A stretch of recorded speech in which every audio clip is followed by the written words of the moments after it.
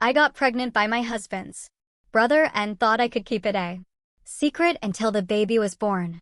That's how stupid I was, how arrogant, how completely delusional about what would happen when the truth came out. Marcus and I had been married for 6 years. Good. Marriage stable. He was a project manager, made decent money, loved me completely. We've been trying for a baby for 2 years with no success. Fertility tests, treatments, hope followed by disappointment every month. His brother, Kyle, moved back to town after a divorce. Needed a place to stay while he got back on his feet. Marcus offered our guest room without hesitation. Family helps. Family, he said. Kyle was different from Marcus. Rough around the edges, tattoos. Worked construction, drank too much, but he made me laugh. Made me feel wild in a way Marcus' stability never did. The affair started 2 months after he moved in. One night when Marcus was on a business trip, too much wine, too much proximity, too many excuses about how we were both lonely, and this didn't mean anything. It meant everything. It destroyed everything. But I convinced myself it was harmless. We were careful. Or we thought we were, only when Marcus was traveling, only in the guest room. Only late at night when we thought we could keep it secret. I got pregnant 4 months into the affair. The timing was impossible to fake. Marcus and I hadn't had sex in weeks because of his travel schedule and my headaches that were really just guilt and shame, but I tried anyway. Seduced Marcus the night he got back from a trip. Made it passionate, made it memorable. Then 3 weeks later, announced I was pregnant. Marcus cried with joy. After 2 years of trying, of treatments, of disappointment, we were finally going to be parents. He called his parents his friends. Kyle, who congratulated him with a smile that didn't reach his eyes. I was 3 months along when Marcus started to suspect I'd been sick constantly. Kyle was suddenly distant, avoiding me. Marcus would catch us looking at each other, and something in his eyes would. The brother moves in. Shift. Is there something you want to tell me? He asked one night. About what? About anything? About the baby? About Kyle? About anything I should? No? No. Everything's fine. Why? He didn't answer. Just looked at me with those eyes that used to trust me completely and now held out. I was 4 months pregnant when it all came crashing down. Kyle had too much to drink. Started crying about his divorce. About his life being a mess. About mistakes he couldn't take back. Marcus asked him what he meant. Kyle told him. Told him everything, the affair, the baby, the months of lies. I heard shouting from downstairs, ran down to find Marcus holding Kyle by the throat against the wall. Kyle was bleeding from his mouth. Marcus's knuckles were split. Tell me it's not true, Marcus said. His voice was completely calm. That scared me more than if he'd been yelling. Tell me you didn't sleep with my wife. Tell me that baby isn't yours. Kyle couldn't speak, could barely breathe with Marcus's hand on his throat. Marcus, let him go, I said. Please, you're hurting him. Marcus didn't let go. Is it true? I couldn't speak. The silence was my answer. Marcus let go. Kyle collapsed to the floor, gasping. Marcus turned to me. How long? What? How long have you been? __, my brother? Marcus, I'm sorry. I'm so sorry. It was a mistake. It didn't mean anything. How long? For months. Since February. Since he moved in. Marcus looked at my stomach. And the baby? I don't know. It could be yours. Don't insult me. We haven't had sex in months except that one night in March. You got pregnant in February. That baby is his. He was right. I knew it. Kyle knew it. We'd all known it from the beginning, but I convinced myself I could lie my way through it. Marcus walked to Kyle, who was still on the floor. Kicked him hard in the ribs, then the face. Kyle didn't fight back. Just took it. Marcus, stop. You're going to kill him. Marcus stopped. Not because The affair begins. Asked because he was done. He looked at both of us with pure disgust. Get out. Both of you. Now, this is my house too. I said, you can't just kick me out.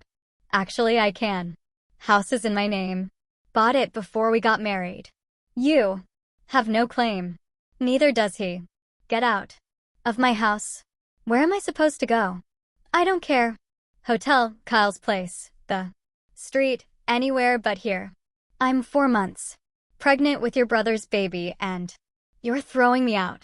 You're 4 months pregnant with my brother's baby because you've been __ him in my house for 4 months. Yeah, I'm throwing you out. Kyle finally spoke. Marcus. Man, I'm sorry. I'm so sorry. I __ up. Marcus hit him again hard. I heard Kyle's nose break. Blood everywhere. If you say one more word to me, I'll kill you. I mean that. I will actually kill you. Get out of my house. Kyle scrambled up, holding his broken nose, and left. Just walked out the door without looking back. I tried a different approach. Marcus, please. I'm pregnant. I don't have anywhere to go. I'm sorry. I made a mistake. We can work through this. Work through this. You had an affair with my brother. Got pregnant. Lied to me about it. Let me celebrate a baby that isn't mine. And you think we can work through this? People make mistakes. People forgive.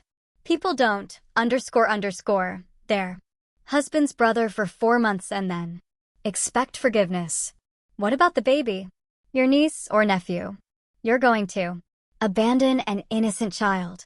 That baby is my brother's responsibility, not mine. Not anymore. He walked upstairs, came back down with garbage bags, started throwing my clothes in them, my shoes, my things, all of it. Just shoving it into bags like trash. Marcus, stop.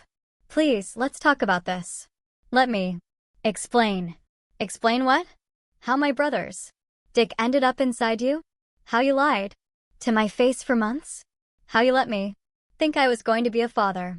What exactly do you want to explain? I started crying. He didn't care. Just kept packing. When he was done, he threw the bags on the front lawn. You have 10 minutes to get your __ and leave. After that, I'm calling the police and having you removed for trespassing. This, I got pregnant, is cruel. I'm pregnant and you're making me homeless. You made yourself homeless when you __ my brother. Now get out. I grabbed the bags and left. Sat in my car in the driveway crying. Marcus stood in the doorway watching, making sure I actually left. I called Kyle. No answer. Called again. Finally, he picked up. Where are you? I asked. Hospital. Getting my nose set. Your husband broke my face. Where am I supposed to go? I don't know. Hotel? Your parents? Can I stay with you? No, I'm staying with a friend. Don't have room. You don't have room for me and your baby? That's not my problem right now. I need to figure out my own __ Kyle, I'm pregnant with your baby and homeless. How is that not your problem? I didn't ask you to __ me. I didn't ask you to get pregnant. You made choices. Deal with them. He hung up. I sat in my car outside Marcus's house. My house. The life I'd had 6 hours ago. Now I had garbage bags of clothes, a car, and nowhere to go. I called my mother. Told her what happened. She was silent for a long time. You did what? I had an affair with Marcus's brother. I'm pregnant. Marcus kicked me out. Good for him. You're not coming here.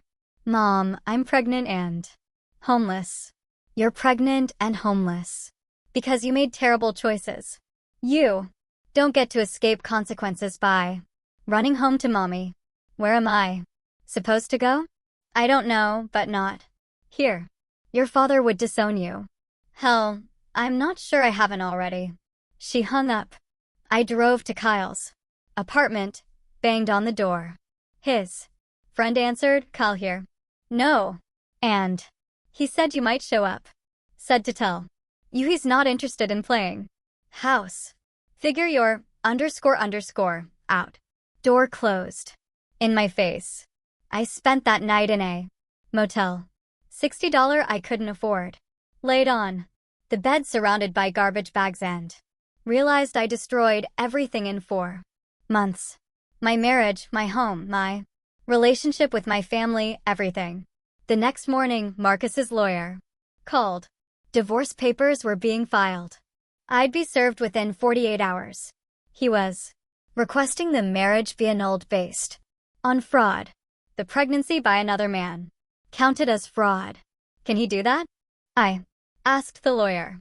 I couldn't afford to hire. Probably. You're pregnant with his brother's child. That's pretty clear. Fraud. What about me? What about support? I'm pregnant with his brother's baby. His brother's baby, not his. Your child support cases with Kyle, not. The truth comes out with Marcus. Kyle? Who told me to figure my __ out? Who wouldn't even let me stay with him? I tried to reach out to Marcus's family. His mother, his father, his sister, all blocked my number. His mother sent one text before blocking. You destroyed my son. Don't ever contact this family again. My friends found out. Social media spread it fast. Small town. Everyone knew everyone.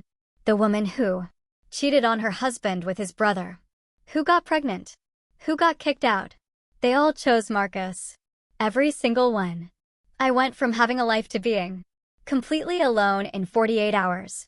I tried to see Marcus one more time. Showed up at his work. Security escorted me out. He told them I wasn't allowed on the premises. Was I harassing him? The divorce went through fast. Annulment denied, but divorce granted. I got nothing. The house was his. The car was his. Our joint accounts were frozen and then split. I got half of $3,000. He got everything else.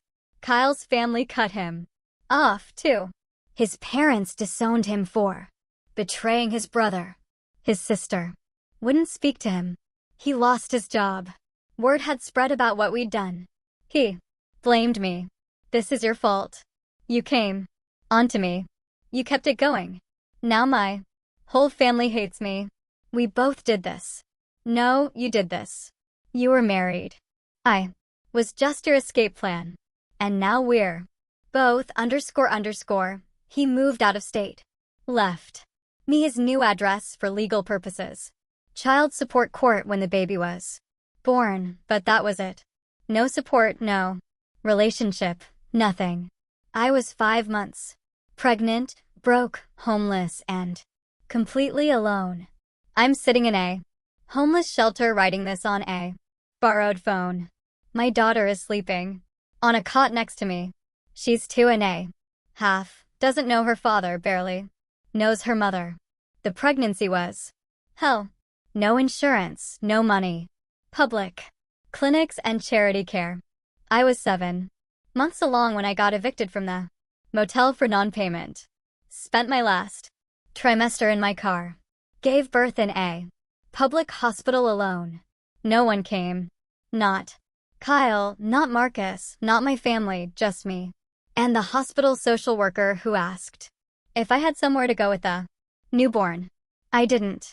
They kept me an extra day out of pity, then released me to my car with a 2-day-old baby. I lasted 3 weeks before Child Protective Services got involved. Someone reported seeing a baby in a car. They took her, put her in foster care while I stabilized my living situation. I was homeless with no job and no prospects. The violent confrontation took 6 months to get her back. 6 months. In a shelter, working minimum wage. Saving every penny for a security deposit on an apartment I couldn't afford. Got her back. Lost the apartment. 3 months later. Couldn't make rent and child are back to the shelter. That's been my life for 3 years. Shelter. To apartment to shelter to apartment. Never stable, never secure. Always one crisis from losing everything again. Kyle pays court-ordered child support. $400 a month. It's not enough. He moved to another state. Has a new girlfriend. New life, doesn't ask about his daughter, sends the checks and that's it. I tried to contact him last year. Your daughter is walking. Don't you want to see her? No, I don't want anything to do with either of you. The court makes me pay. That's all you get from me. She has his eyes, his smile. Every time I look at her, I see the man who abandoned us, who helped me destroy my life and then walked away. Marcus's family found out about my situation.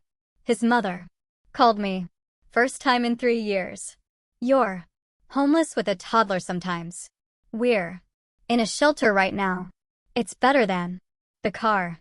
This is unacceptable. That child deserves better. I'm doing my best. Your best isn't good enough. That child is Marcus's niece.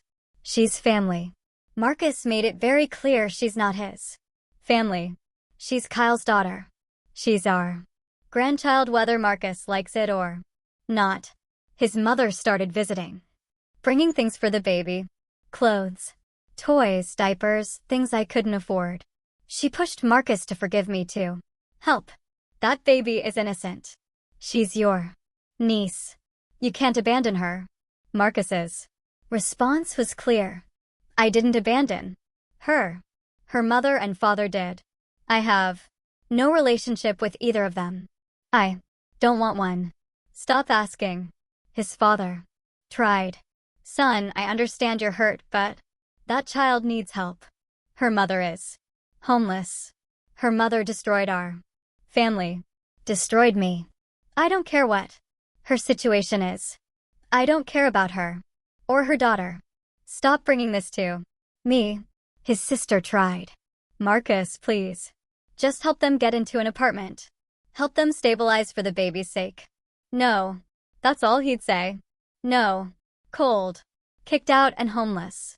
Final. Absolute. The whole family was begging him to forgive me. To help his niece to be the bigger person. He refused absolutely.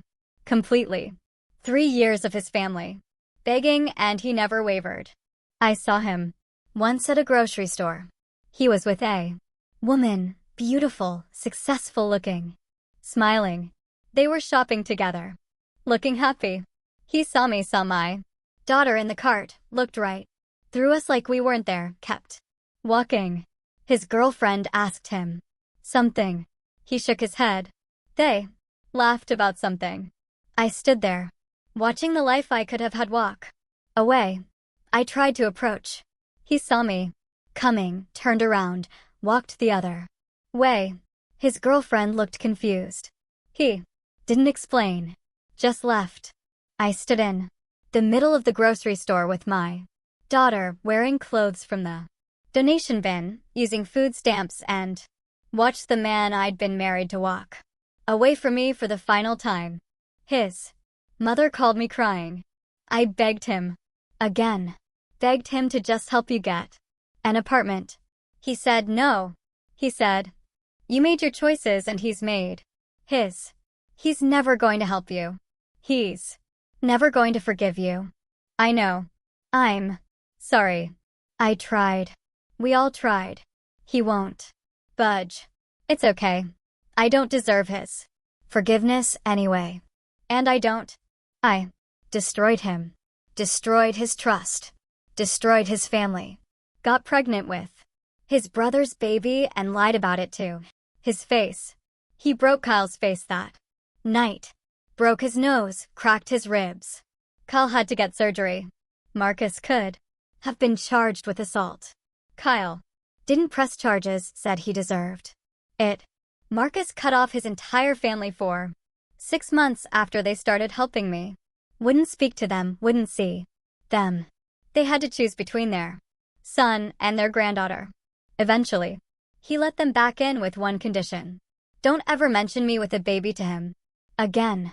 They agreed. They helped me in secret. Bring things to the shelter. Don't tell Marcus. His mother cries every time. I'm sorry you're going through this. I'm sorry my son won't help. He doesn't owe me anything. I destroyed his life. That baby didn't destroy anything. She's innocent. But she's not innocent in Marcus's eyes. She's the living proof of my betrayal. Of his brother's betrayal. Every time he'd see her, he'd remember. I don't blame him for not forgiving me. I don't even blame him for the violence that night. Kyle deserved it. I deserved it. I blame myself for everything, for the affair, for the pregnancy, for the lies, for thinking I could get away with it. Kyle and I destroyed each other trying to have something we didn't deserve. Now, we're both alone, both cut off from the family, both paying for it. The difference is Kyle got to run away. Got to start over in another state with a new life. I'm stuck here with his daughter with the consequences of our choices. My daughter asks about her daddy sometimes. Where is he? Far away. Why? Because he made bad choices and had to leave. Like you did. She heard someone at the shelter say it. That I made bad choices. That's why we live 3 years later. Like this. Yes. Like I did. She's 2.5 and already understands that her mother is the reason her life is hard. I work when I can get shifts. Fast food mostly. Minimum wage. Barely covers child care. Never enough to get ahead. Always one emergency from being back in the car. I have no friends. No family. Who will speak to me except Marcus? Family in secret. No life outside of survival. I see Marcus' social media. Sometimes through fake accounts. He's engaged now. That woman from the grocery store. They look happy. Planning a wedding. Planning a life. He deserves it. Deserves happiness. Deserves a partner who won't betray him. I had that with him. Had a good man who loved me. Had a home. Had stability. Had everything. And I threw it away for 4 months of excitement with his brother. For months that resulted in a lifetime of consequences. Kyle stopped paying child support 6 months ago. I can't afford a lawyer to enforce it. The court can't find him. He moved again. New state, new identity, probably just gone. So now it's just me and her in this shelter with nothing. Going nowhere. Marcus' family wants to help more. Want to take her sometimes? Give her a better life. Marcus won't allow it. If she goes to family events I don't choose. They choose him every time. She's their granddaughter, but he's their son. I don't blame them. So my daughter grows up in shelters and cheap apartments with a mother who destroyed her own life.